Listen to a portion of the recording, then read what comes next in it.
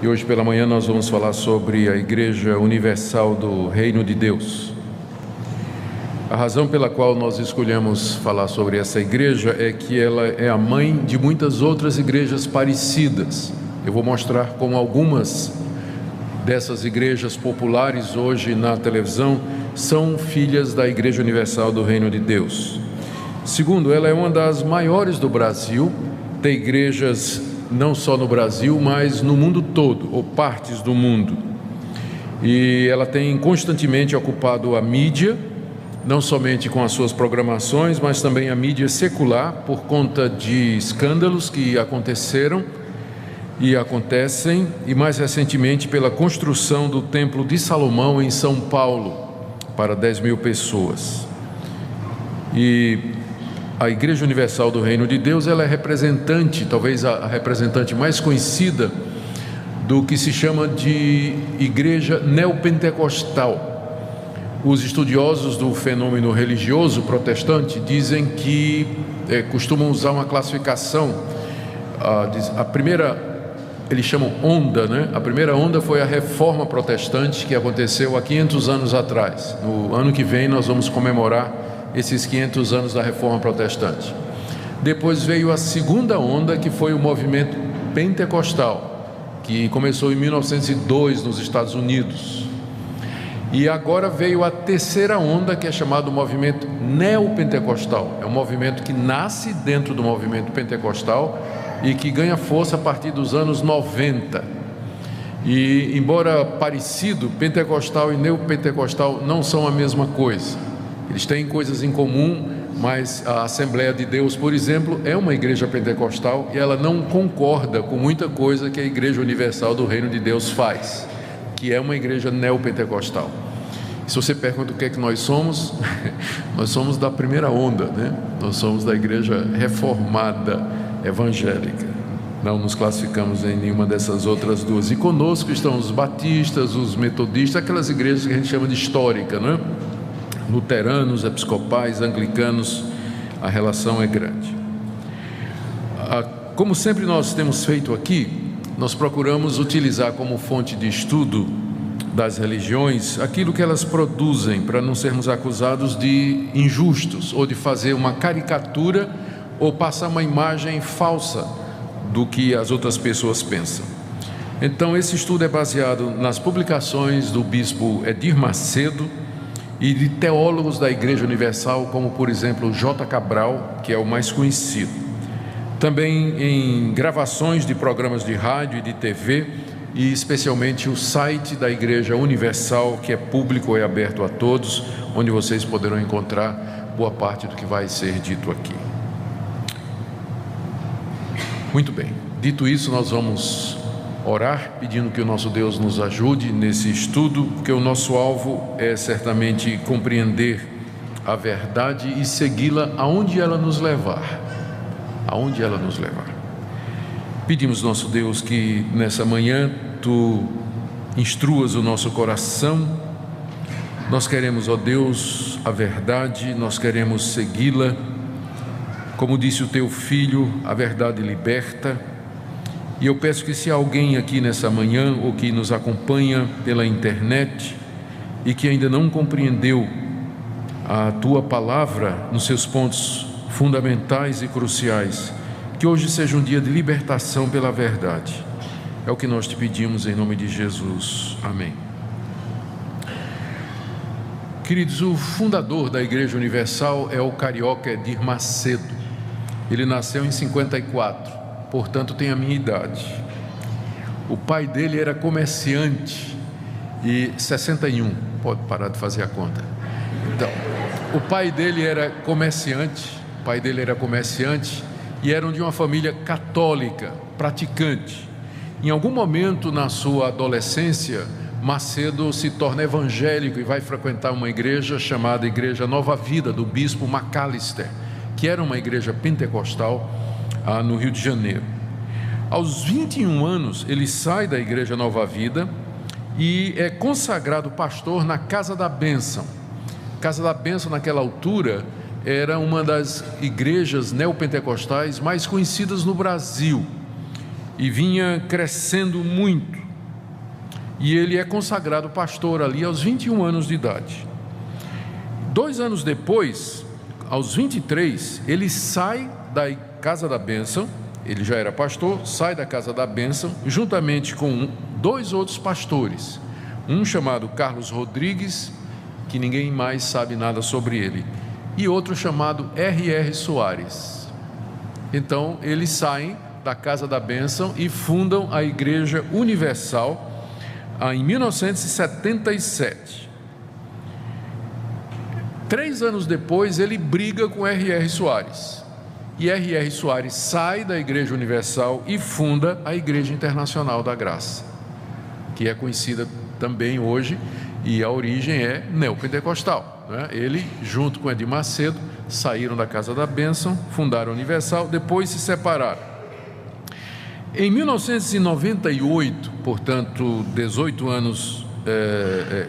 20 anos depois disso aqui, o Edir Macedo se desentendeu com um obreiro que vinha crescendo muito dentro da Igreja Universal e expulsou o obreiro. O nome dele era Valdomiro Santiago, que sai e funda a Igreja Mundial do Poder de Deus, e que cresceu a princípio roubando ou tirando membros do Edir Macedo. Foi uma guerra na época, não é? O Valdomiro Santiago se declara bispo nessa igreja que ele começou, constitui um colegiado de bispos que logo em seguida declaram que ele é apóstolo. Então, Valdomiro Santiago é apóstolo na igreja que ele mesmo fundou. E em 2006, Valdomiro Santiago teve uma briga com um bispo que saiu e fundou a Igreja Apostólica Plenitude do Trono de Deus. Estou falando de Agenor Duque. Então, essas grandes igrejas neopentecostais que estão na mídia hoje e que atraem atenção pela maneira às vezes estranha, bizarra, não é? Com que conduzem os cultos, todas elas têm uma raiz só, é Edir Macedo e a fundação da Igreja Universal do Reino de Deus. Estas igrejas são Universal do Reino de Deus, Edir Macedo; Internacional da Graça, R.R. Soares; Mundial do Poder de Deus, Valdomiro Santiago; e Igreja Apostólica Plenitude do Trono de Deus, de Agenor Duque. Essas são as igrejas que nós chamamos de neopentecostais, as mais conhecidas. Tem ramos, tem subdivisões, tem ramificações, mas o que eu vou falar sobre a Igreja Universal se aplica a todas essas igrejas. Então, o que se diz de uma se diz de outra. A Igreja Universal cresceu muito depois da sua fundação, levantou muita polêmica, inclusive na mídia secular, por conta das suas práticas, e investiu pesado na televisão. A Universal é proprietária da Rede Record, da Rede Mulher de Televisão, tem mais de 60 emissoras de rádio no Brasil, além de dezenas de empresas e empreendimentos dos mais variados tipos. Segundo alguns, é uma das empresas mais bem-sucedidas do Brasil. Em 2010, o IBGE disse que a Igreja Universal tinha perto de 2 milhões de membros. Isso em 2010, que foi o último censo religioso que a gente tem disponível. Só que com relação ao penúltimo censo, que foi em 2000, a Universal perdeu membros. Em 2000, ela tinha cerca de 3 milhões de membros.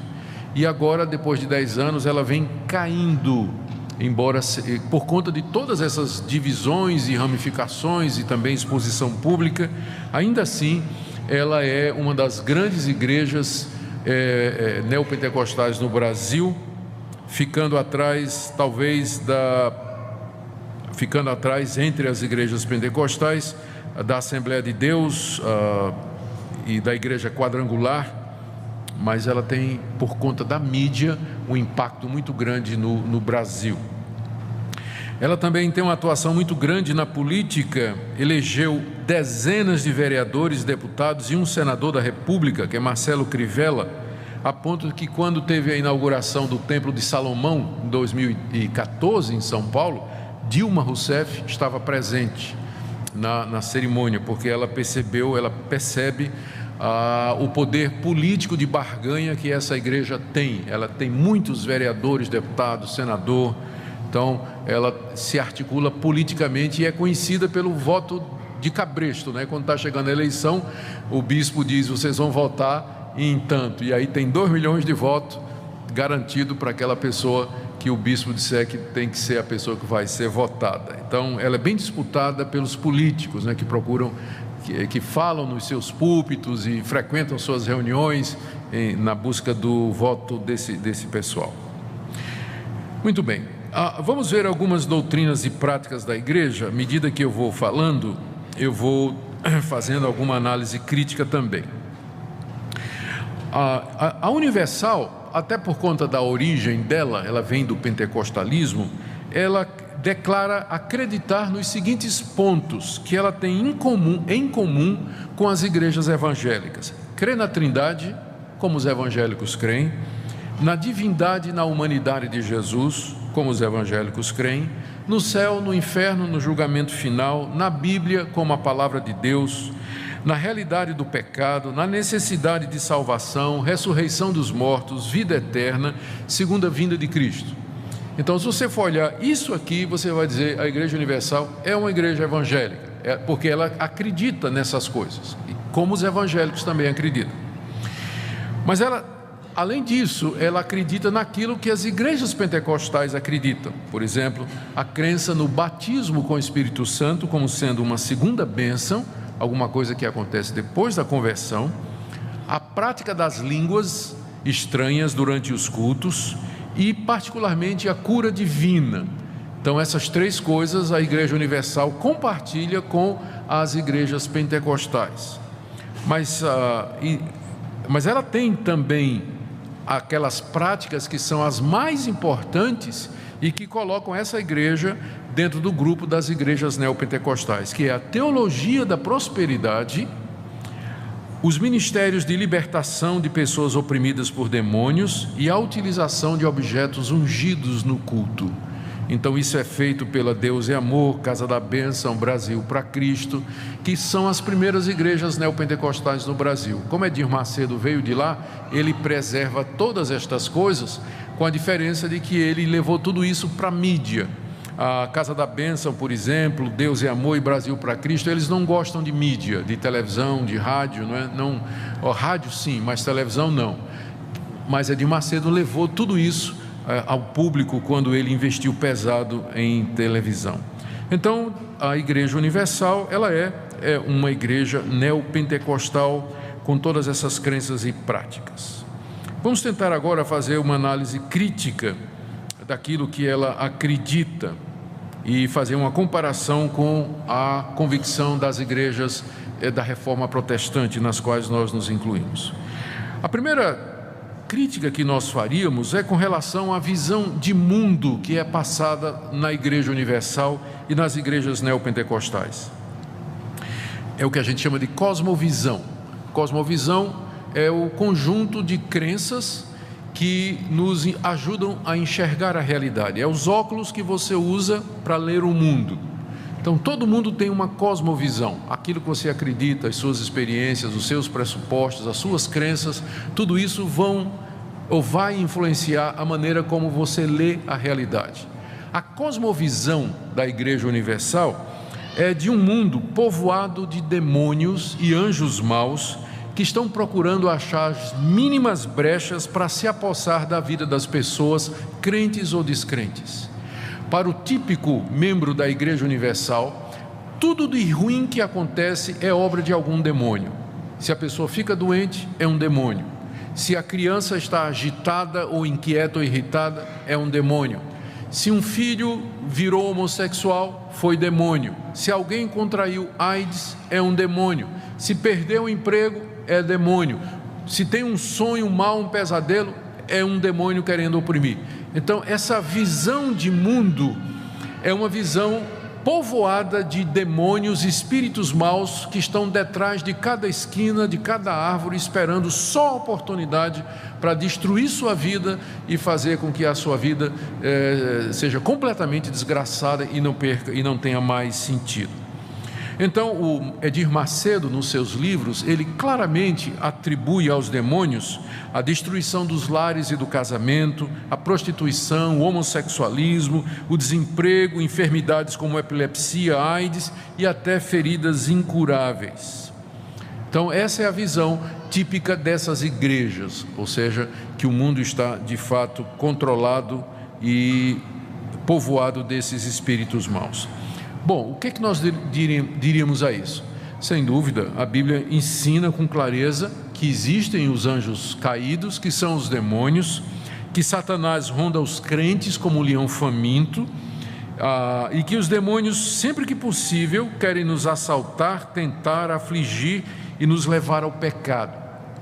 O problema é que nessa visão não há espaço para duas coisas que a Bíblia também diz.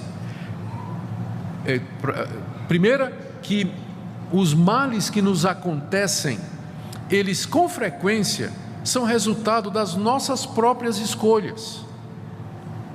Se o seu casamento vai ruim, não precisa um demônio para fazer isso. É você que não amou a sua esposa como devia, é você, esposa, que não foi respeitosa e fiel ao seu marido como você devia. Você não precisa do diabo para destruir um casamento. Você não precisa do diabo para beber e atropelar alguém na rua e ter que pagar por isso o resto da sua vida. Você não precisa de Satanás para explicar a queda de um avião que morreu todo mundo, ou uma epidemia de Zika. Não precisa do diabo para isso. A Bíblia é muito clara quando responsabiliza o homem e não o diabo pelas consequências das suas ações. O problema dessa visão das igrejas neopentecostais é que ela acaba tirando a responsabilidade do homem quando as coisas vão mal. Perdeu o emprego, foi o diabo. Mas se você perder seu emprego numa igreja e for membro de uma igreja reformada, provavelmente o pastor vai perguntar: mas você era um bom empregado? Você de fato estava sendo honesto no seu trabalho? Você dava o melhor de si? Seu patrão lhe demitiu por quê? E aí a pessoa vai ser levada a refletir sobre sua conduta, seus hábitos de trabalho, de relacionamento. Às vezes o crente perde o emprego porque é um mau empregado mesmo, não precisa do diabo para isso. Segunda coisa, a Bíblia diz que às vezes o próprio Deus manda males sobre a vida das pessoas. A Bíblia atribui a Deus mandar praga, doença, castigo, terremoto, até o erro. Quando a pessoa de tanto ouvir a verdade virou as costas e não quer, Deus manda o erro contra ela, para que ela creia na mentira. Então dizer que tudo é do diabo, tudo de ruim que acontecer do diabo, você perde a chance de se arrepender. A pessoa que acredita nisso, como é que ela vai se santificar, arrepender-se dos seus erros, porque tudo é o diabo? E segundo, ela não vai ver às vezes a mão de Deus. A Bíblia diz: Deus resiste ao soberbo. Tudo está dando errado na sua vida, você diz: é o diabo. Olhe de novo, às vezes pode ser Deus, a mão de Deus contra você. O que é que Deus quer fazer? Quebrar você, humilhar você, fazer com que você se arrependa, com que você mude de vida. Então essa visão da Igreja Universal, e que é das igrejas neopentecostais, ela é reducionista, ela impede o crente de conhecer toda a verdade e de se desenvolver espiritualmente aqui nesse mundo. Produz uma mentalidade estreita, atrofiada no que diz respeito ao crescimento espiritual.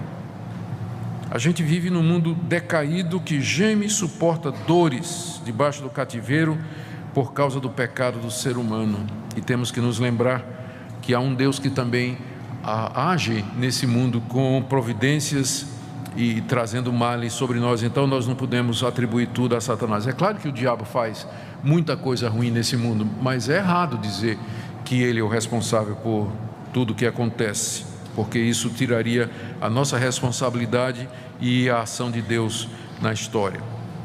A segunda crítica que nós faríamos à Universal e também às igrejas que derivam dela e que seguem a mesma linha é o tipo de interpretação que elas fazem da Bíblia. E aqui está a raiz de todos os problemas. As práticas e crenças da Igreja Universal são apoiadas pelos líderes com um sistema de interpretação da Bíblia bastante deficiente. Eu tentei colocar numa frase, ou tentei resumir que tipo de interpretação é essa, e a palavra que eu achei foi a palavra transposição. Parece que para Edir Macedo e os teólogos da Igreja Universal e das igrejas neopentecostais, a Bíblia é um livro que registra experiências que as pessoas tiveram com Deus e que podem ser repetidas exatamente da mesma forma nos dias de hoje com o mesmo poder.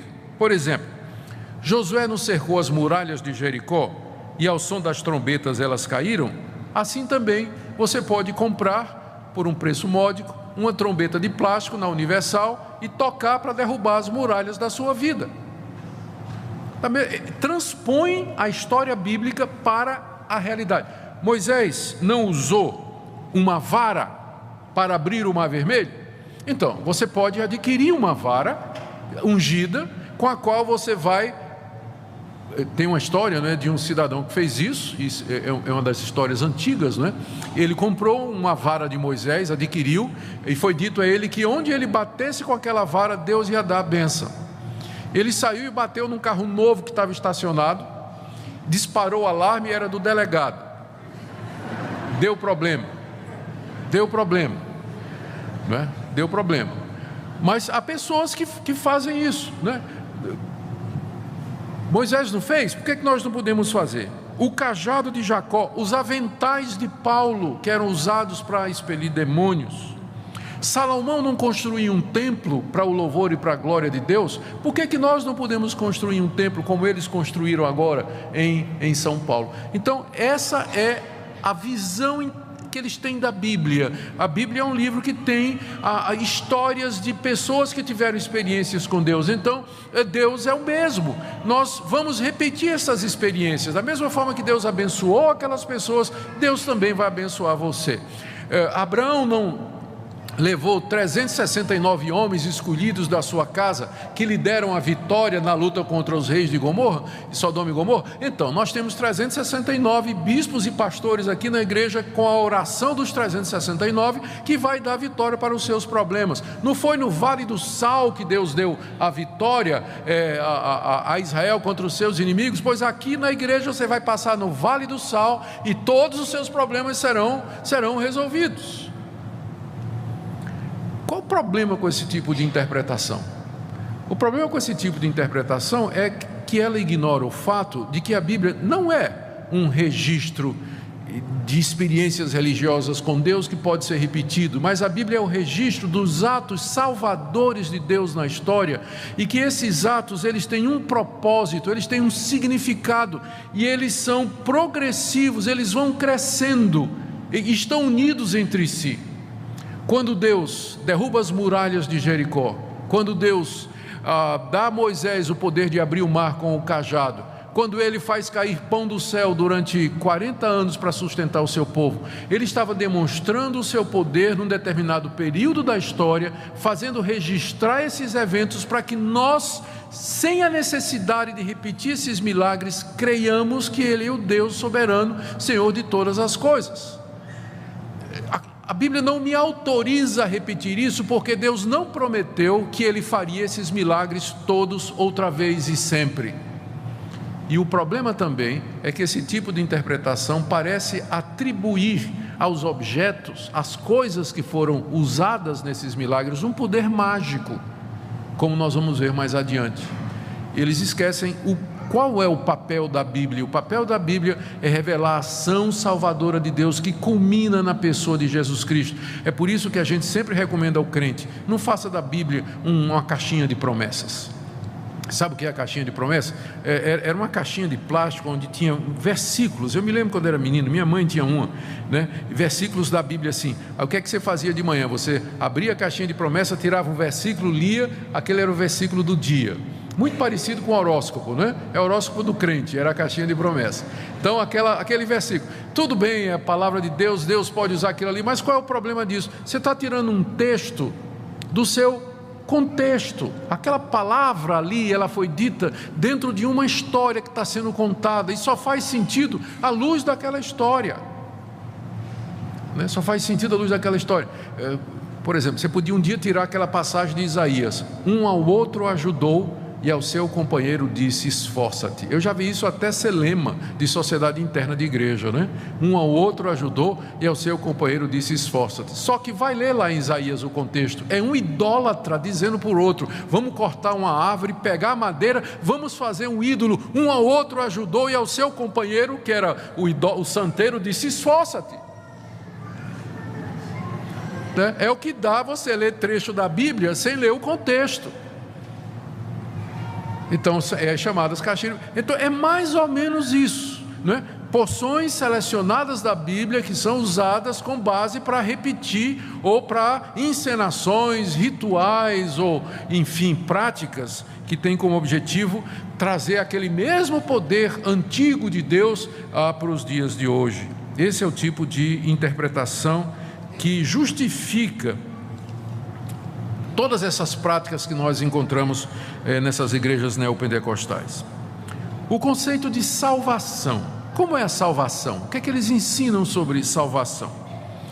A Igreja Universal, ela é arminiana, ou seja, ela não crê na soberana eleição e predestinação de Deus. Edir Macedo, na verdade, numa entrevista, disse que essa doutrina é demoníaca, é do diabo, isso que Deus, antes da fundação do mundo, elegeu os seus. E ele parece ser o que a gente chamaria de um semi-pelagiano. Eu não vou usar esses termos, não. O que ele quer dizer é o seguinte: ele acredita que existe em cada ser humano a capacidade de crer, se arrepender e se converter por ele mesmo. A diferença é que nós ensinamos que o homem não tem essa capacidade, que o pecado afetou o homem de tal maneira, quando eu falo homem é genérico, a raça humana, o pecado afetou a humanidade de tal maneira que nenhum ser humano é capaz de crer por ele mesmo, de se arrepender dos seus pecados e buscar a Deus para ele mesmo. Na linguagem bíblica, ele está morto, completamente morto para as coisas espirituais. É preciso que Deus venha ao seu coração, regenere o seu coração, ilumine a sua mente, dê vida àquela pessoa para que ela possa se arrepender e crer. Senão ela não vai fazer isso, porque o pecado impede, o pecado sepultou todas as capacidades espirituais do homem. Mas Edir Macedo, eu vou citar aqui o que ele diz no livro dele: em todos os seres humanos, quer religiosos ou não, existe no mais profundo de suas almas uma pequena chama de fé, a qual focaliza no Deus vivo. Uma chama de fé, a qual, focalizada no Deus vivo, certamente fará fluir uma vida sadia sob todos os aspectos. Essa pequena chama de fé é colocada pelo próprio Espírito Santo. Então o que ele acredita é que todo ser humano tem a fé dentro dele, e o que precisa apenas é você dirigir a fé para o lugar certo, que é Deus. E para fazer isso eles vão usar os objetos. Aí eles vão usar os aventais de Paulo, o cajado de Moisés, o cajado de Jacó, vão usar água benta, arruda, sal grosso. Eles vão dizer que esses objetos, eles têm como objetivo despertar a fé das pessoas e levá-las a acreditar em Deus. Então agora você já sabe por que é que você está colocando aquele copinho d'água em cima da televisão, né? Aliás, hoje em dia é muito difícil equilibrar um copo d'água em cima daquelas televisões, são tão fininhas, né? Não sei como é que o pessoal está fazendo. Bom, quando você examina mais de perto, o que eles querem dizer por salvação, você percebe que eles usam o termo salvação, eles não negam que nós precisamos de ser salvos da culpa do pecado, do poder do pecado e da presença do pecado. Eles não negam isso, mas eles usam o termo salvação no sentido de libertação, de você ser salvo das drogas, dos problemas, da doença e da opressão usada pelos demônios. Macedo ensina em um dos seus livros 10 passos que têm que ser dados, que levarão as pessoas sinceras ao caminho da salvação. Primeiro, aceitar o Senhor Jesus como único Salvador. Segundo, participar das reuniões de libertação da Igreja Universal. Terceiro, buscar o batismo com o Espírito Santo. Quarto, andar em santidade. Quinto, ler a Bíblia diariamente. Sexto, evitar as más companhias. 7, ser batizado. 8, frequentar reuniões de membros da igreja. 9, ser fiel nos dízimos e nas ofertas. E 10, orar e sem cessar e vigiar. São 10 passos para quem quer ser salvo.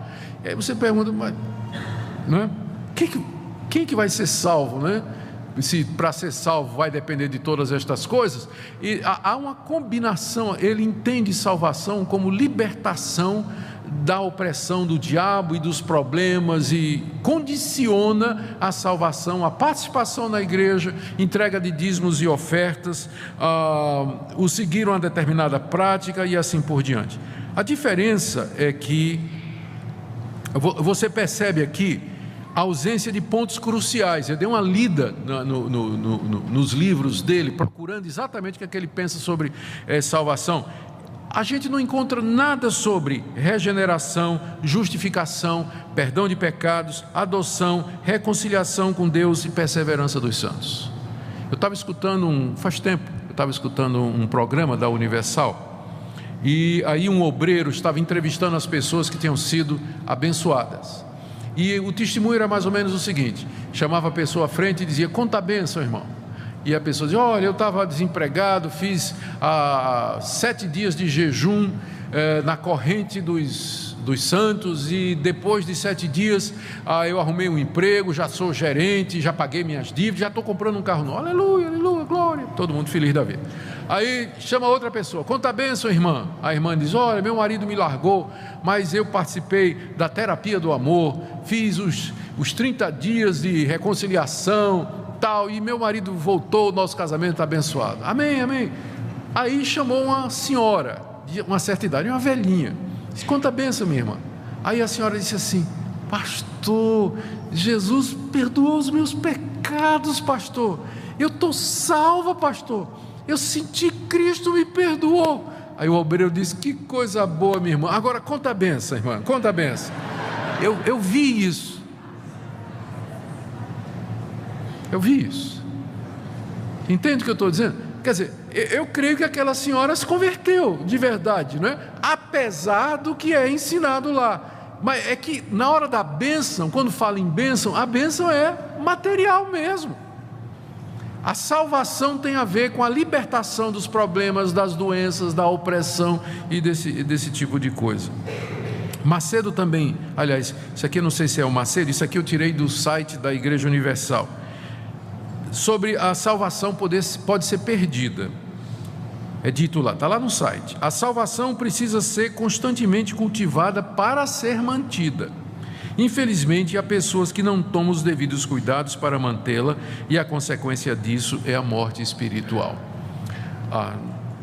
Não está errado no sentido de que o crente ele deve ser zeloso, ele deve viver a vida cristã com intensidade, seguir os meios de graça, participar dos cultos, ler a Bíblia, orar, não é? Fazer isso, mas não é isso que vai garantir a ele a salvação. Ele é salvo pela graça de Deus em Cristo Jesus, é salvo porque Deus o amou e o elegeu, e Cristo morreu por ele, o Espírito Santo regenerou e o selou. É isso que vai sustentá-lo, é a mão de Deus. Não é ele que segura na mão de Deus, é Deus que segura na mão dele. E ele vai ser salvo porque Deus não muda e os seus propósitos são eternos. Vamos para mais um ponto aqui da Igreja Universal, que é cura divina. Como nós falamos, o Edir Macedo entende que as doenças são resultado direto da operação de espíritos malignos. Epilepsia, AIDS, tumores, tudo isso é encarado como sendo causado por essas entidades. Inclusive é possível, na cosmovisão dessas igrejas, você fazer uma relação entre determinados demônios e as doenças que eles produzem. Então tem espíritos maus que são especialistas em câncer, ou que são especialistas em AIDS ou outro tipo de doença, não é? O Macedo vê a atuação dos espíritos especialmente nas doenças mais difíceis de sarar. Eu vou ler aqui uma entrevista que ele deu à Veja, nas páginas amarelas, alguns anos passados. Ele disse: há pessoas que têm feridas nas pernas que não cicatrizam nunca. Por quê? Aquilo é um espírito que está alojado ali, ou seja, tem um demônio ali alojado naquela cicatriz. Aquilo é um espírito. Aqueles que têm dor de cabeça constante, daquelas que não há médico que descubra a causa, pois bem, isso é um espírito. Isso é um espírito. Então, doenças incuráveis, dor de cabeça constante, males que a medicina não resolve, ele diz que isso é a presença de um demônio. O demônio se alojou no corpo da pessoa e causa esse tipo de coisa. Ele vê a cura divina, e aqui é um ponto que nós chegamos aqui quase que no coração do pensamento da Igreja Universal. Edir Macedo acredita que a vontade de Deus é sempre curar o crente, ou as pessoas. Deus sempre quer curar, sempre. Se a pessoa não é curada, é porque faltou fé. Faltou fé, mas não, a culpa não é de Deus. Deus sempre quer curar as pessoas. E ele diz isso com base numa interpretação que ele faz nessa passagem que nós lemos durante o culto de Isaías 53. A passagem que diz que pelas suas pisaduras nós fomos sarados. Isaías 53. Acompanhe aqui comigo, porque é importante você entender esse raciocínio. Voltando lá àquela passagem. 53 de Isaías, versos 4 e 5. Certamente Ele tomou sobre si as nossas enfermidades, e as nossas dores levou sobre si, e nós o reputávamos por aflito, ferido de Deus e oprimido. Mas Ele foi traspassado pelas nossas transgressões e moído pelas nossas iniquidades. O castigo que nos traz a paz estava sobre Ele, e pelas suas pisaduras fomos sarados. Então, Edir Macedo vai dizer, olha aqui, o profeta Isaías diz que na cruz do Calvário, Cristo levou não somente os nossos pecados, mas também as nossas doenças, não é? Diz aqui, Ele tomou sobre si as nossas enfermidades, e no final do verso 5 diz, pelas suas pisaduras nós fomos sarados. E aí você junta isso, Mateus capítulo 8, por gentileza, abra aí. Chegada a tarde, Mateus 8, a partir do verso 16. Chegada a tarde, trouxeram a Jesus muitos endemoniados, e ele meramente com a palavra expeliu os espíritos e curou todos os que estavam doentes, para que se cumprisse o que fora dito por intermédio do profeta Isaías: ele mesmo tomou as nossas enfermidades e carregou com as nossas doenças. O próprio Mateus interpreta Isaías desse jeito.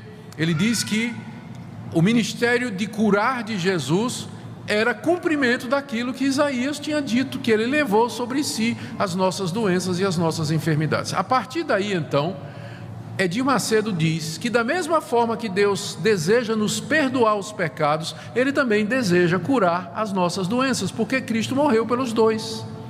Cristo levou nossas doenças e os nossos pecados na cruz. Portanto, a cura é um direito do cristão. Daqui você agora pode entender, porque ele diz, você tem que reivindicar a Deus a cura, você tem que determinar a cura, porque é um direito seu que Cristo conquistou na cruz. Será que essa interpretação está correta? Vamos pegar primeiro a questão do pecado. É verdade. Em primeiro lugar, nós temos que dizer que ele está correto, até porque Mateus confirma, né? Ele está correto em dizer que na cruz Jesus levou não somente os nossos pecados, mas levou também as nossas doenças. Isso aí é verdade. Então, o que Cristo fez na cruz foi amplo, foi não somente para nos redimir a alma, mas também o corpo. Então, Cristo fez isso na cruz. Nesse ponto ele está absolutamente correto. Mas a grande questão é como é que Deus aplica o que Cristo fez na cruz a nós pecadores. Tomemos o caso do pecado. Na cruz, Cristo levou os nossos pecados sobre si, não é verdade? Ele levou. Então, a pergunta é, os efeitos disso eu experimento completamente nessa vida? A resposta é não. Por quê? Porque Deus administra o perdão de pecados em 3 fases. Primeiro, Ele me concede o perdão da minha culpa. Quando eu me converto, eu sou perdoado da minha culpa. Deus tira a culpa do meu pecado. Mas o pecado continua em mim, não continua? E aí vem a segunda etapa, que é a santificação. Deus começa a quebrar o poder do pecado em mim. Esse é um processo que dura a vida toda, até minha morte. E é progressivo aqui nessa vida. Mas eu vou morrer com o pecado dentro de mim. Terceira fase, Cristo me liberta da presença do pecado, na ressurreição dos mortos, quando eu terei um corpo imortal, perfeito, igual ao corpo de Cristo. Então, na cruz, Cristo levou meu pecado, só que isso é administrado em etapas. Se eu for pegar de vez, significaria que na hora que eu me converto, eu recebo perdão de pecados, libertação da presença do pecado e libertação e um corpo glorioso. Mas não é isso que acontece. A gente é perdoado aqui, mas a gente continua pecando e só vai se livrar do pecado na vinda de Cristo Jesus. Eu quero dizer a vocês que é da mesma forma que Deus administra a cura. Deus pode lhe curar aqui, você pode pedir e Deus pode lhe curar aqui, mas não significa que você vai ficar isento de doença, porque ela vai voltar de um jeito ou de outro. Você vai ter outras doenças, à semelhança do pecado. Sabe quando é que Deus vai curar todas as suas doenças? Na ressurreição dos mortos. Quando você ressuscitar dos mortos num corpo glorioso, perfeito, aí sim você vai ter um corpo livre de doença, imortal. Ou seja, tudo que Cristo fez na cruz é aplicado por Deus na história até o fim da história, quando Cristo vier. Então está errado você dizer que com base na cruz, você pedir a Deus que Deus lhe dê libertação completa e total das doenças aqui nesse mundo. Seria a mesma coisa você dizer para Deus: Deus, tira de mim todo o pecado, eu não posso mais pecar, eu não quero mais pecar aqui nesse mundo. A resposta de Deus vai ser: ainda não, tem que esperar a glória. Então, você pode e deve, nesse ponto aqui a gente aprende a lição. A gente não ora tanto pela cura quanto deveria. E a gente não lembra que a base da cura é a cruz de Cristo. Nós devíamos fazer isso mais vezes, pedir que Deus nos curasse. Mas você pode saber que Deus pode curar ou não. Vai depender da vontade dEle, porque Ele só vai nos libertar plenamente das doenças na ressurreição dos mortos. O erro de Edir Macedo é querer que o crente, ou dizer que os crentes podem receber tudo isso aqui e agora, e que Deus vai curar sempre, e que isso é alguma coisa que você pode reivindicar de Deus de maneira completa. Agora vamos para mais um ponto, que é a questão de possessão demoníaca. Possessão demoníaca. Bom, a igreja presbiteriana, ou os reformados históricos, as igrejas históricas, acreditam na existência dos demônios e na possibilidade dos demônios entrarem na vida de uma pessoa. Não tem como não acreditar. A Bíblia mostra casos desses, não é? Mostra casos desses, de gente que é tomada por um espírito maligno. O espírito entra na vida da pessoa, domina as suas faculdades. Às vezes, uma vez eu coloquei no meu mural no Facebook uma frase que deixou muitos amigos pentecostais e neopentecostais furiosos, né? Eu disse assim: depois que Satanás entrou em Judas, ele não caiu no chão revirando os olhos, falando em outra língua e babando pelo canto da boca. Ele saiu e foi vender Jesus por 30 moedas. Aí o pessoal ficou furioso, porque eu estava dizendo que possessão demoníaca não é só quando a pessoa está caindo no chão, falando numa voz diferente, não é, parecendo uma outra personalidade. Tem muita gente endemoniada, muito mais do que a gente pensa, e que não faz esse tipo de coisa. O problema da Igreja Universal é que endemoniado é só quem tem esses sintomas, né? Mas Judas não tinha sintoma nenhum, mas a Bíblia diz: Satanás entrou nele. E Judas não teve nada disso, ele saiu tranquilamente e disse: quanto é que vocês querem me dar para eu entregar a Jesus? Então quem é que causou mais prejuízos? Judas ou o endemoniado gadareno? Sem dúvida foi Judas, não é? Então tem muita gente endemoniada ganhando dinheiro vendendo Jesus hoje. E está endemoniado mesmo, está possuído por um espírito maligno e ganhando dinheiro vendendo Jesus do mesmo jeito. Do mesmo jeito. Então, cremos em possessão demoníaca, sim, não é? O problema é que isso é reduzido às vezes a uns coitados que têm esses episódios, né, físicos, né? E a gente esquece que o papel, ou que o pior tipo de possessão demoníaca é aquele tipo que aconteceu em Judas, em que Satanás domina a mente, o coração, e ele parece absolutamente normal, mas ele está empenhado em fazer o mal e destruir a igreja e a verdade. Outro ponto aqui é que Edir Macedo acredita que um crente verdadeiro pode ficar endemoniado. Então, cuidado, irmão. Ele diz que um crente verdadeiro pode ficar endemoniado. Eu vou ler aqui o que ele escreve. Num capítulo de um livro dele, sobre, o título é Caboclos, Orixás e Demônios, se não me engano. É um dos livros mais conhecidos do Edir Macedo. Ele diz assim, é um capítulo sobre possessão demoníaca de crente. Ele diz, esse capítulo não existiria se eu não tivesse visto constantemente pessoas de várias denominações evangélicas caírem endemoniadas, como se fossem macumbeiras, ao receber a oração da fé. Então, ele sabe que crente fica endemoniado. Qual é a base para ele saber disso? É que lá na Igreja Universal, presbiteriano, batista, metodista, luterano, tudo cai no chão endemoniado quando a oração de fé é oferecida. Pessoas de outras denominações caem endemoniadas. Mas será que tem uma relação de causa e efeito? O fato, vamos imaginar que seja de fato possessão demoníaca. Isso quer dizer que aquela pessoa, porque é membro de uma igreja evangélica, ela é crente de verdade? Não. Tem muita gente que frequenta as igrejas evangélicas, são membros, nasceram na igreja, foram batizados e tudo, mas não são crentes em Jesus, não, são de fachada, estão ali na igreja, mas de fato nunca se converteram. Uma pessoa dessa pode ser tomada por um espírito maligno? Claro, um pastor também pode. Tem pastor que não é crente, é lobo disfarçado de ovelha, ele pode ficar endemoniado também.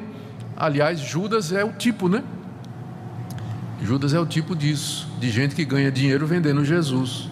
Então pode ter um obreiro, um líder da igreja que pode ficar endemoniado. Mas a pergunta é, existe base bíblica para dizer que um verdadeiro crente, alguém que foi regenerado pelo Espírito Santo, em quem o Espírito habita, que foi selado pelo Espírito, eleito de Deus, por quem Cristo morreu, existe alguma base para dizer que um espírito imundo pode entrar na vida de uma pessoa dessa? A resposta é nenhuma base. Primeiro, não tem nenhum exemplo. Jesus, me diga um exemplo no Novo Testamento de alguém expelindo o demônio de um discípulo de Jesus. Nos Evangelhos, no livro de Atos, não tem um único caso de um discípulo de Jesus ter sido submetido a um exorcismo para resolver os seus problemas. Segunda coisa, me ache nas cartas que os apóstolos escreveram para as igrejas, onde havia pessoas com muitos problemas, pessoas doentes, pessoas opressas por problema financeiro, pessoas enfrentando dificuldade.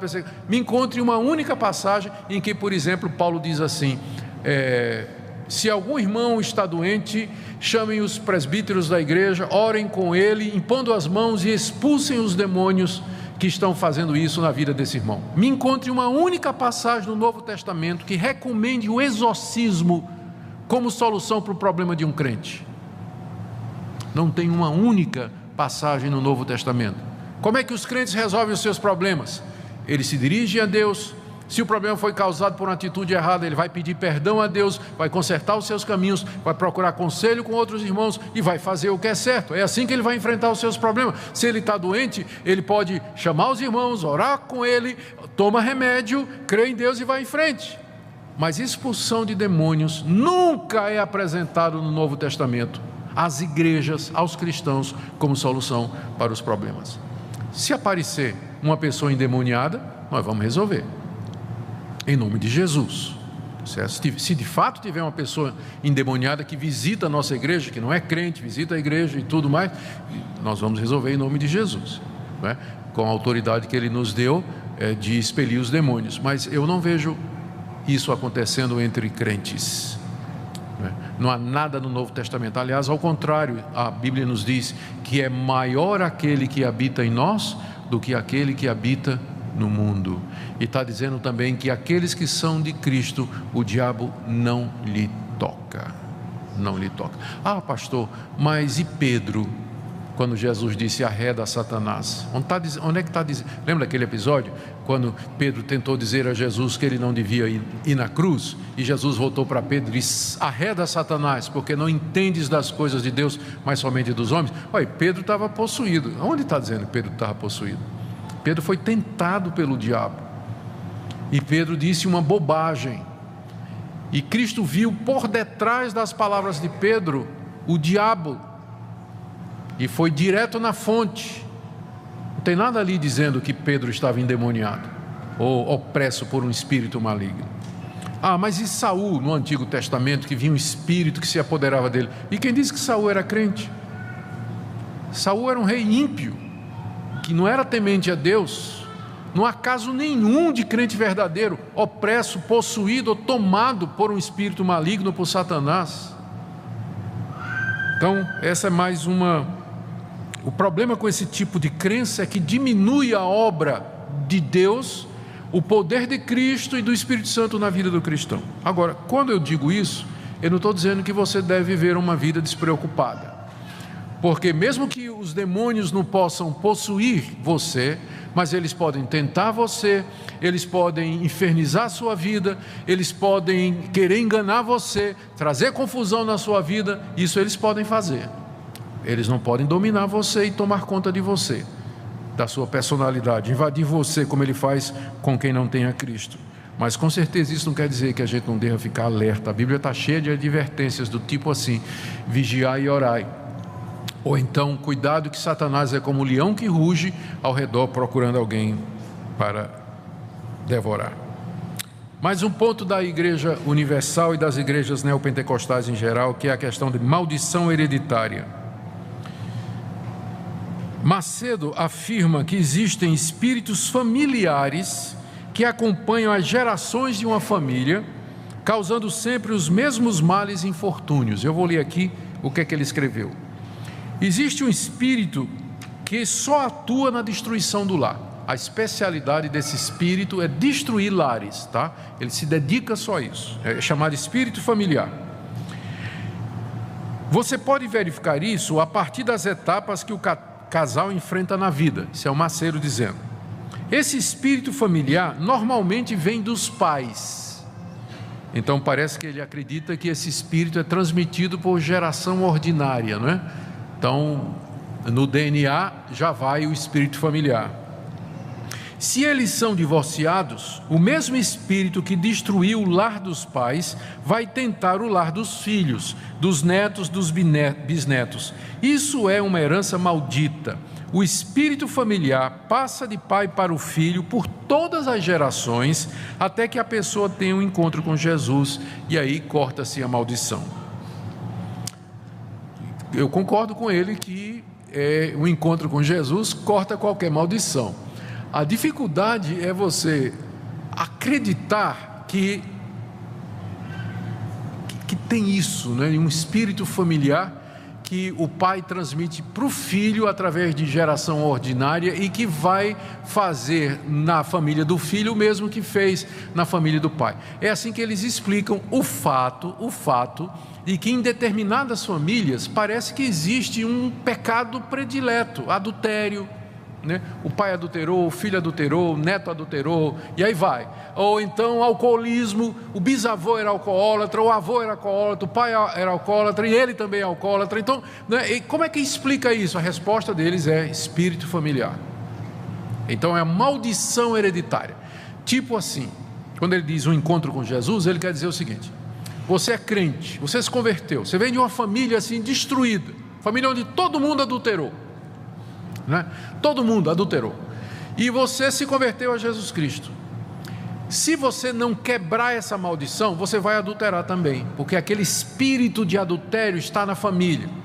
A quebra de maldição geralmente inclui uma cerimônia do tipo em que a pessoa renuncia às obras dos pais, pede perdão pelos pecados dos pais e renuncia ao adultério e a toda obra maligna ali na sua vida. Tem que ser feita por um obreiro dessas igrejas, é quase que um ritual, e aí se chama quebra de maldição. A grande dificuldade com isso, nós já mostramos, primeiro, a ideia de que espíritos se transmitem de pessoa para pessoa, de pai para filho e assim por diante. E a segunda é a ideia de que você pode estar amaldiçoado, mesmo sendo crente, por conta dos pecados que aconteceram com os seus antepassados. Pastor, mas não está escrito lá em Êxodo capítulo 20, quando fala do segundo mandamento: não farás para ti imagem de escultura, não as adorarás nem lhes darás culto, porque eu sou Deus zeloso, que visito a maldade dos pais nos filhos, até terceira e quarta geração daqueles que me aborrecem? Sim, mas é verdade, mas quem faz isso é Deus, né? Não o Espírito, mas é Deus que faz isso. Se você ler Ezequiel 18, quando o profeta Ezequiel comenta Êxodo 20, o profeta diz: vocês nunca mais em Israel vão citar Êxodo 20. Porque o que é que os judeus na época do profeta Ezequiel estavam dizendo? Eles estavam para ser levados no cativeiro. Eles disseram: nossos pais é que pecaram, nós é que estamos sofrendo as consequências. Isso é injusto, não é? Eles estavam se referindo a Êxodo 20, onde Deus diz que castiga o pecado dos pais nos filhos. Isso não é justo. Meu pai que comeu a uva verde e meu dente é que ficou embotado. Então não está correto isso. Aí o profeta Ezequiel chega da parte de Deus e diz: mas não é isso não é essa a interpretação correta. A alma que pecar, essa viverá. O filho não vai ser castigado pela iniquidade do pai, só se andar no caminho do pai. É isso que o mandamento quis dizer. Deus castiga a maldade dos pais nos filhos, se os filhos andarem nos mesmos caminhos do seu pai. Aí castiga tudo, pai, filho, neto. Enquanto andar nos caminhos maus, o castigo vem. Agora, na hora que você se converte ao Senhor Jesus, que você se arrepende dos seus pecados, então isso é quebrado. Não precisa uma cerimônia de quebra de maldição. A conversão é a resposta de Deus para todas as maldições, culpas, erros que você cometeu. Como está escrito: se alguém está em Cristo, é uma nova criatura. As coisas velhas já passaram, tudo se fez novo. Você não precisa de nenhum ritual numa igreja de quebra de maldição, porque se você é de Cristo, Ele já levou na cruz toda a sua culpa. Mais uma. Ceia do Senhor. Aqui é estranho. O Macedo ensina uma coisa estranha com relação à ceia do Senhor. Deixa eu ler para vocês o que ele diz. A carne de Cristo atraiu todas as nossas doenças e enfermidades. Consequentemente, nós não mais precisamos ficar doentes. Satanás não tem mais direito de exercer domínio sobre nosso corpo físico, porque este tem a natureza do Senhor Jesus, pela fé na participação do pão da Santa Ceia. Ou seja, quando você come do pão da ceia, da Santa Ceia, você adquire a natureza de Cristo. E essa natureza de Cristo, ela não é vulnerável à doença. Então você participa da ceia para ser curado ou para ficar blindado para a doença. Eu vou ler outra passagem.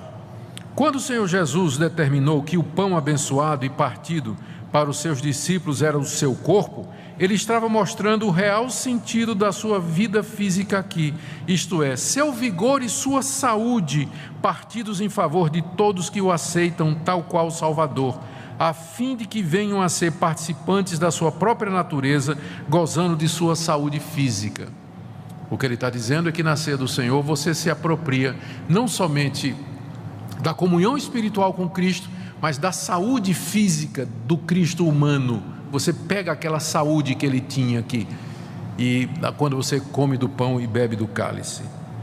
Aí ele diz, continuando: podemos considerar que da mesma forma pela qual o corpo do Senhor Jesus, simbolizado pelo pão, nos dá total saúde física, também o seu sangue, simbolizado pelo vinho, nos dá saúde espiritual. Aqui ele faz uma diferença. O pão traz a saúde física de Cristo para você. O vinho, o cálice, traz a saúde espiritual de Cristo para você. Assim, de acordo com isso, né, a ceia na Igreja Universal se torna primariamente um meio de se alcançar saúde, cura e benefícios materiais. Por isso não é de admirar que a Igreja Universal, ela não faz restrição para a ceia. Se você vai estar num culto de ceia da Igreja Universal, eles convidam todos, espírita, católico, ateu, quem tiver pode vir e participar, porque o pão e o vinho, eles transmitem cura, a saúde de Cristo, e todos são convidados a vir e participar. A resposta é que, mais uma vez, não tem nada na Bíblia a respeito de que na ceia do Senhor Deus transmite cura ou a natureza humana de Cristo. O que nós celebramos na ceia é que Ele morreu na cruz para nos dar vida, para nos resgatar dos nossos pecados e das nossas doenças. Isso é verdade. Mas o que nós fazemos na ceia é simbólico, como ele disse, fazer isso em memória de mim. O pensamento de Edir Macedo aqui é muito parecido com o da transubstanciação da Igreja Católica, não é? Que dá à ceia um significado além do espiritual, não é? Como se houvesse ali naqueles objetos um poder místico. Tanto é que nós vamos ver mais adiante, uma das práticas da igreja é pegar o pão da ceia e levar para quem está doente, e com a afirmação de que se a pessoa consumir aquele pão, aquilo vai servir de cura para a pessoa. Sobre o batismo, na Igreja Universal o batismo é feito por imersão, utilizando-se a fórmula cristã trinitariana tradicional em nome do Pai, do Filho e do Espírito Santo. Mas apesar disso, tem um conceito doutrinário relacionado com o batismo que é bastante estranho. Macedo acredita que pelo batismo a pessoa se livra da sua natureza pecaminosa.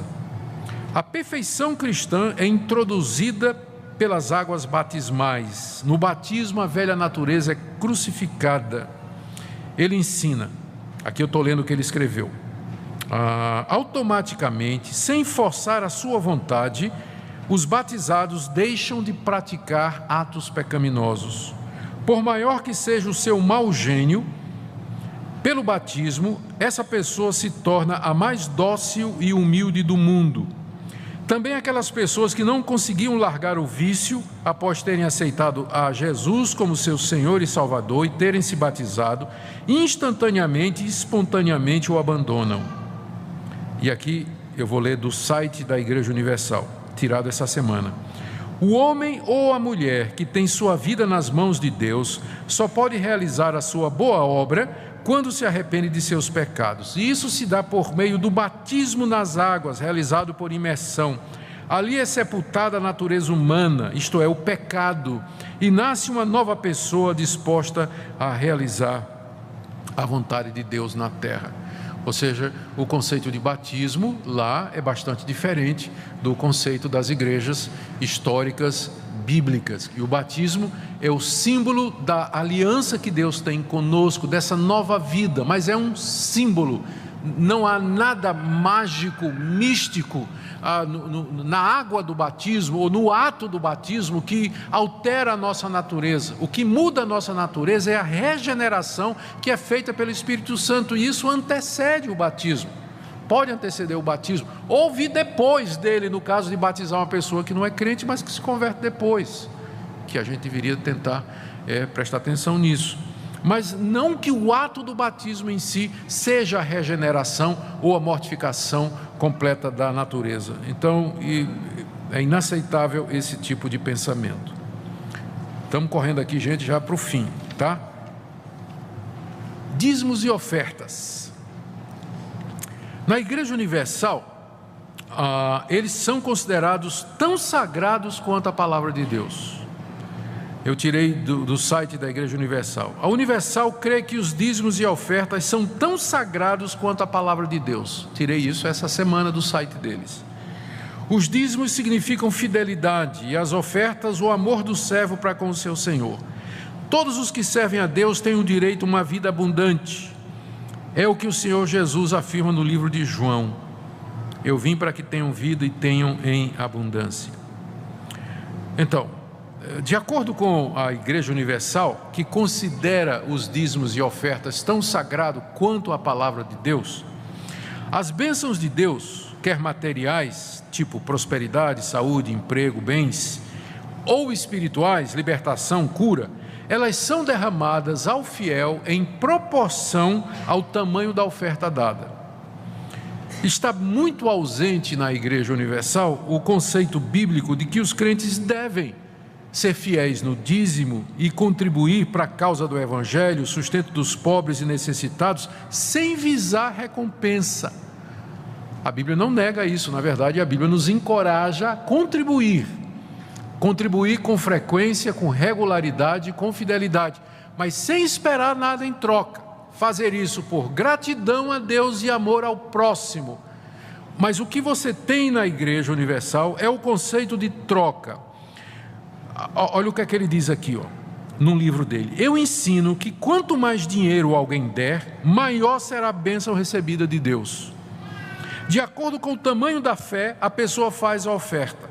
Para que alguém alcance as riquezas de Deus, é preciso manifestar uma fé.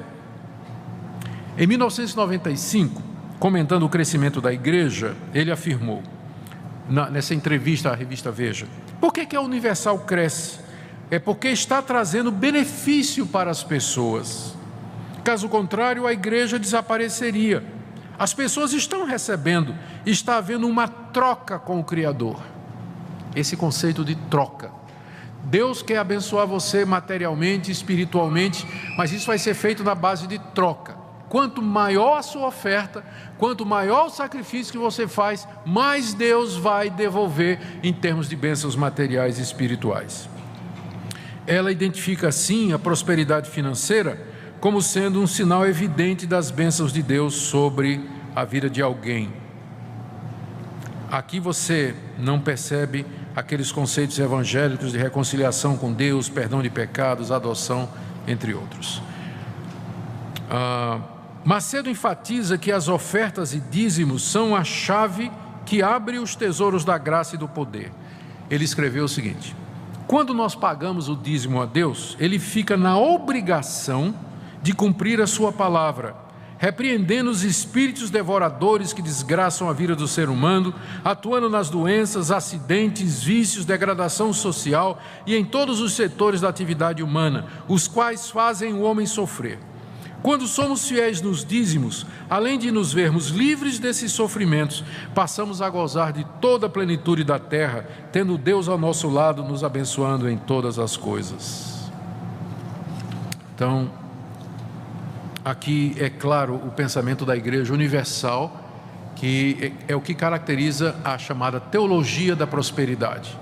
E esse tipo de compreensão de dízimos e ofertas e de troca com Deus está presente em todas aquelas igrejas que saíram da Universal. Elas, na verdade, giram em torno disso.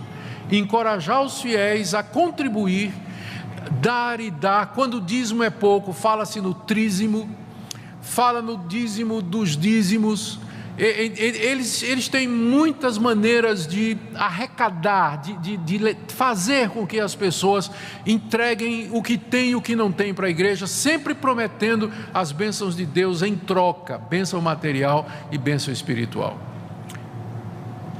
E porque as pessoas não conseguem fazer uma diferença, elas pensam que toda igreja evangélica é assim, não é? Pensa que toda igreja evangélica é assim, e isso não é verdade.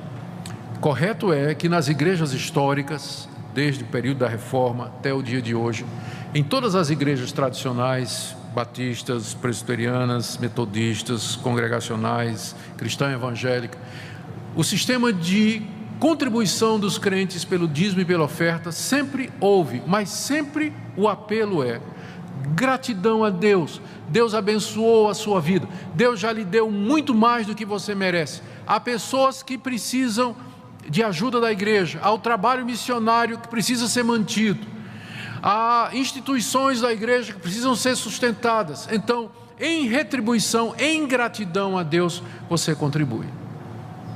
E você dá com alegria, dá com generosidade. Mas as igrejas neopentecostais fazem disso uma troca, um negócio com Deus. Deus está obrigado, se você der, Deus está obrigado a pagar de volta. Objetos ungidos. Já estou chegando no final. Eu disse isso há meia hora atrás, né? Então vocês nem acreditam mais em mim quando eu digo isso. Isso aqui é interessante, porque uma das características de todas essas igrejas é o uso de objetos. A Igreja Universal usa elementos em seus cultos que são tirados das superstições populares do Brasil e das religiões afro-brasileiras. Ela faz um sincretismo. Então, olha o que é usado nos cultos da Igreja Universal e dessas outras igrejas. Sal grosso, que vem do espírito da Umbanda, que é para tirar os maus espíritos. Rosa ungida, que é usada nos despachos e nas oferendas a Iemanjá. Água fluidificada, para trazer influência espiritual para o corpo humano. É aquela água que vai em cima da... Ainda ontem eu estava vendo um pastor fazer isso na televisão. É aquela água que vai em cima da televisão ou do iPhone, né, agora. Fitas e pulseiras semelhantes àquela do Senhor do Bonfim.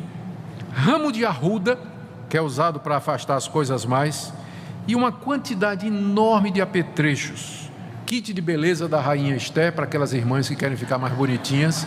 Pensa que eu estou brincando, né? Mas eles venderam o kit de beleza da Rainha Esther, para aquelas irmãzinhas que gostariam de ser um pouquinho mais bonitinhas, né? Então, ele mesmo.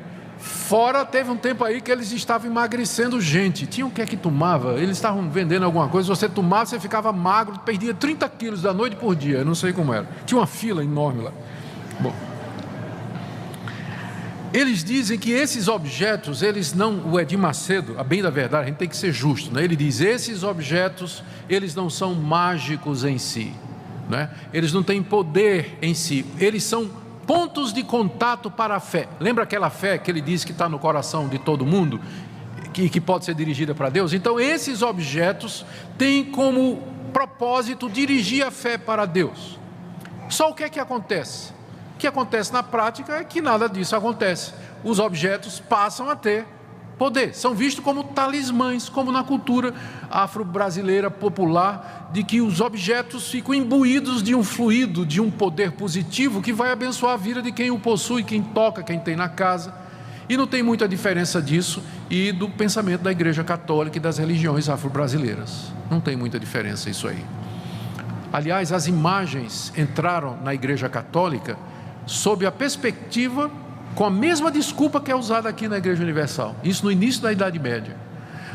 Teve um bispo lá, um bispo de Roma, que autorizou, nós vimos isso quando estudamos o catolicismo, né, há 2 domingos atrás. Esse bispo autorizou a presença de imagens de escultura nas igrejas para servir de ponto de contato de fé. As massas ignorantes não podiam entender o Evangelho, mas vendo as imagens, então aquilo ajudava a despertar a fé. O que é que aconteceu? O propósito era didático, né? Mas o que é que virou? Adoração e veneração das imagens. Na Igreja Universal eles vêm com o mesmo argumento. Esses objetos é um ponto de fé, é apenas para despertar a fé. E o resultado é que o quê? Acaba virando adoração, misticismo, veneração, uso mágico como se fosse um talismã. Aqui, ó, algumas citações que eu tirei de programas de rádio da Universal. Número 1. Muitas pessoas dizem que angústia e brigas em casa são coisas da época que vivemos. Isso é falso. São coisas resultantes da presença dos demônios. Às vezes querem ir à igreja, mas na hora de ir perdem a coragem ou acontece alguma coisa. Tudo que impede as pessoas de ir à igreja é demônio. Venha, vamos ungir o seu pé direito e desamarrar a sua vida. Então, você não vai para a igreja porque tem um demônio no que segura o seu pé. Então, se você ungir o pé direito, vai desamarrar e você vem para a igreja, né? Pronto, resolvido. Outro programa de rádio. Participe da campanha da Arruda contra os maus espíritos na última sexta-feira do mês. Temos a oração de descarrego com a Arruda, uma oração forte, muito forte para a sua vida. Então, orar com Arruda, né? O raminho de Arruda. Então, é oração forte. Terceiro programa. Venha receber o pão da cura, o pão da bênção, o pão do Espírito. Leve um pedaço de pão para um doente, ele vai ser curado. Isso no programa de rádio. Outra. Venha à Igreja Universal receber uma fita para colocar no seu braço. Você que hoje está com a fita vermelha, venha na próxima semana para receber um azul, em que está escrito: persegui os meus inimigos e só voltei depois que os esmaguei.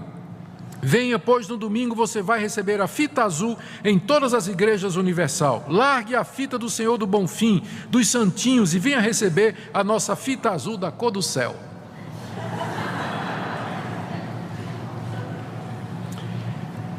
Também eles têm uma sessão de terapia do amor, onde ele usa simpatias. O iniciado, compra uma das alianças. Geralmente a sessão da terapia do amor é para quem está sozinho e quer arrumar um marido, né? Eu não devia ter falado isso aqui. O iniciado compra uma das alianças para participar, tem que comprar a aliança, né? Está vendo aí? Depois vai até a igreja, passa por uma coluna de casais vestidos como noivos, depois unge a aliança. A pessoa coloca a aliança debaixo do travesseiro por 7 dias.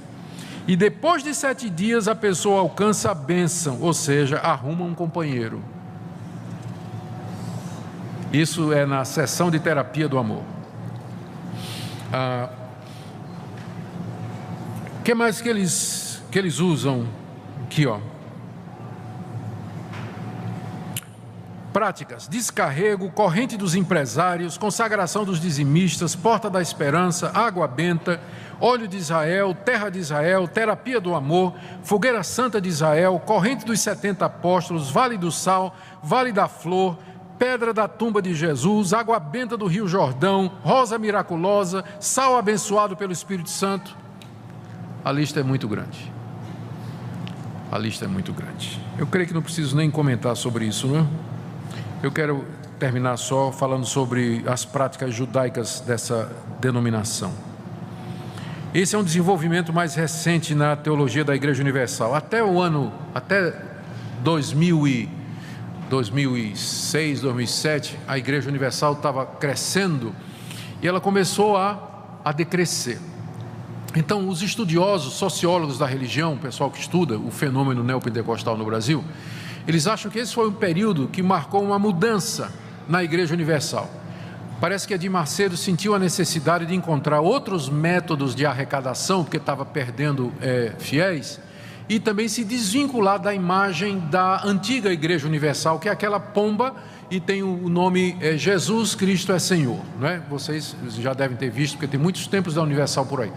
Então, ele teve a ideia de dar uma nova cara à Igreja Universal e construiu uma réplica do Templo de Salomão, que começou em 2010 em São Paulo, foi inaugurado em 2014, para 10 mil pessoas, onde não tem mais o símbolo da pomba, não tem mais o nome Jesus Cristo é Senhor, pelo menos não tem lá no templo, né? Não tem mais.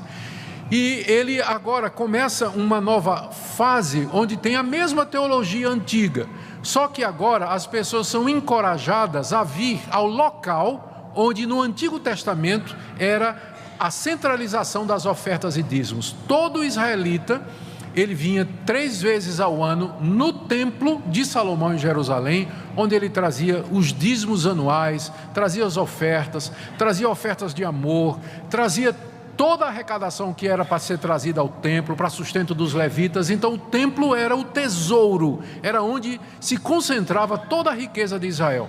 Então agora, com a réplica do templo de Salomão, o apelo é feito exatamente nesse sentido. Aqui é a casa de Deus, aqui é o santuário do Senhor, aqui você pode chegar na presença de Deus, e aqui também que você vai trazer as suas contribuições, seus dízimos e suas ofertas. Então existe esse apelo. A gente não deve... A gente deveria ter imaginado que um dia isso aconteceria, porque lembra quando eu expliquei sobre a interpretação deles na Bíblia? Se você cercou a muralha de Jericó, se Josué cercou, eu também posso repetir isso. Se Moisés usou um cajado para abrir o Mar Vermelho, eu também posso fazer isso. Se Salomão construiu um templo, que era o local da habitação de Deus, eu também posso fazer isso. Então está na lógica deles imitar o Antigo Testamento. Qual é o problema disso? Lá no templo, que cabe 10 mil pessoas, ele tem levitas, então o pessoal que se veste de levita, não é? Ele tem os sacerdotes, que são os bispos, e eu só não encontrei como é que ele se considera, mas deve ser, seguindo a lógica, o sumo sacerdote, deve ser o próprio Edir Macedo, ele deve se ver assim, porque ele está no topo disso aí. Ele coloca agora um quipá e uma coberturazinha, eu esqueci o nome, que no judaísmo identifica o rabino e consagração a Deus. No templo, eu fiz aqui a relação das coisas que tem dentro do templo de Salomão. Tem uma cópia dos 2 tábuas de pedra da lei, um menorá, que é aquele candelabro de 7 braços. Ele se veste de rabino, enfim. Ele diz, olha, não se trata de um projeto denominacional, muito menos pessoal, mas algo tão glorioso que despertará a fé adormecida. Lembra desse conceito? Que despertará a fé adormecida dos frios e mornos e os arremeterá a um avivamento nacional e em seguida mundial. Essa casa será chamada casa de sacrifício, diz ele. Todo o povo terá a oportunidade de render ao eterno Deus a própria vida como sacrifício santo e agradável a Deus. Nesse novo templo, todos sem exceção poderão ter acesso livre para buscar a Deus, diferentemente do templo passado, e assim por diante. O que é que nós podemos dizer com relação a isso? Meus irmãos, qual o papel do templo no Antigo Testamento e como é que ele é visto no Novo? O templo era um símbolo, primeiro, do corpo de Cristo. Jesus disse, destruí esse templo e em 3 dias eu o reconstruirei. O templo simbolizava a pessoa de Cristo, simbolizava a igreja da qual Cristo é o cabeça. No Novo Testamento, o templo é a igreja, nós somos o templo. Deus não habita mais em paredes, locais feitos por mãos humanas. Deus só está presente aqui nesse momento, não é por conta dessas paredes, porque na hora que todo mundo for embora, Deus não está, entenda o que eu vou dizer, Deus não ficará aqui dentro morando. Nós é que somos o templo, Deus habita em nós, no seu povo. E se nós sairmos daqui e nos reunirmos ali na Praça Tamandaré, ali é o templo de Deus. Deus vai estar lá. Ele não habita em locais feitos por mãos humanas. A gente precisa entender e parar com a adoração do templo, porque às vezes os evangélicos têm isso, né? Que vê o templo como a casa de Deus. O templo não é a casa de Deus no sentido, a não ser que você diga assim, é um edifício que foi consagrado para o culto a Deus, tudo bem. Mas quando você diz casa de Deus, e você está pensando no Antigo Testamento, no templo, que esse aqui é uma espécie de imitação do templo de Salomão no Antigo Testamento, você então não entendeu o Evangelho ainda.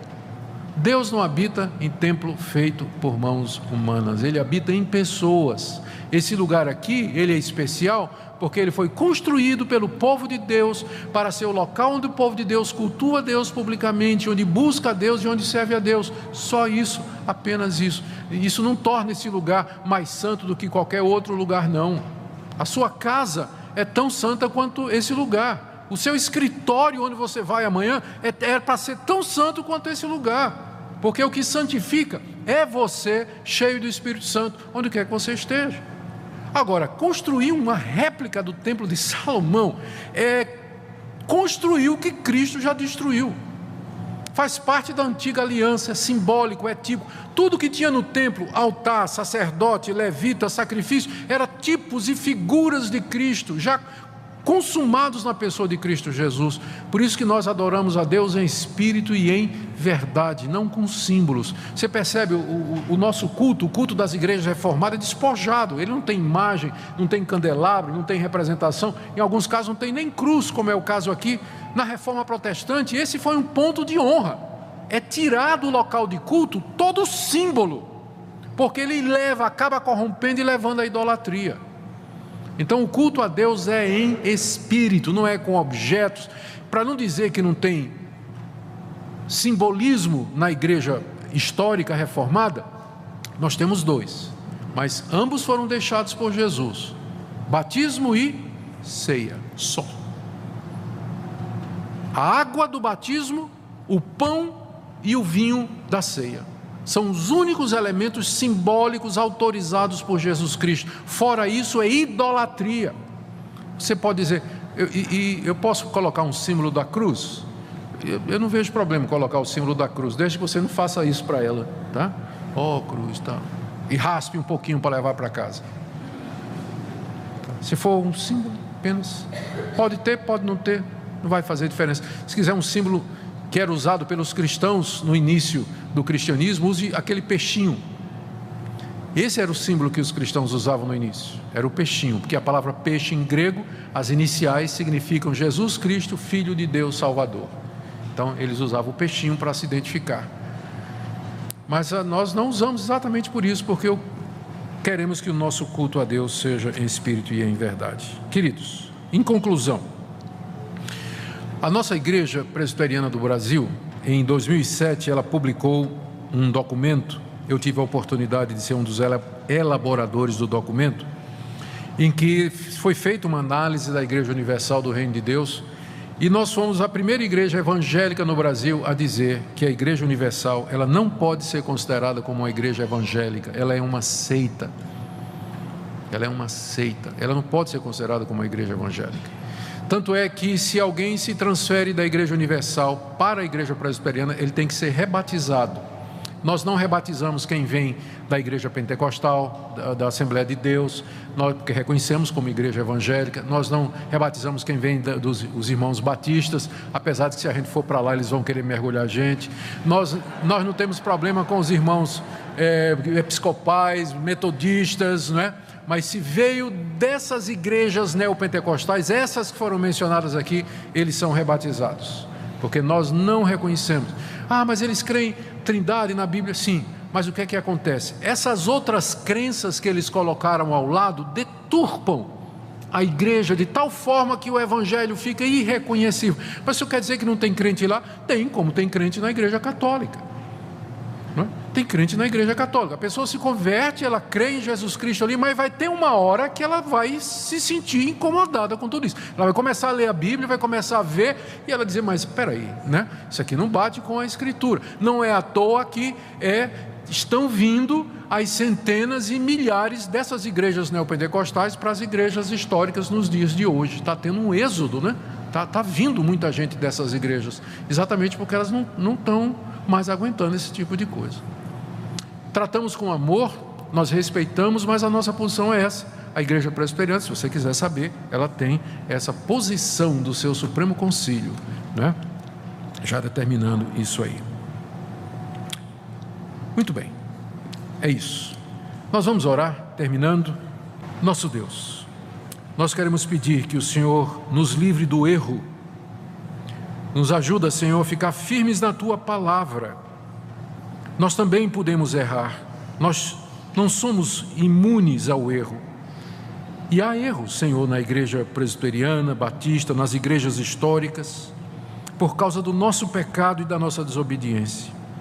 Pedimos que nos faças ver, a enxergar com clareza a Tua vontade e o Teu querer.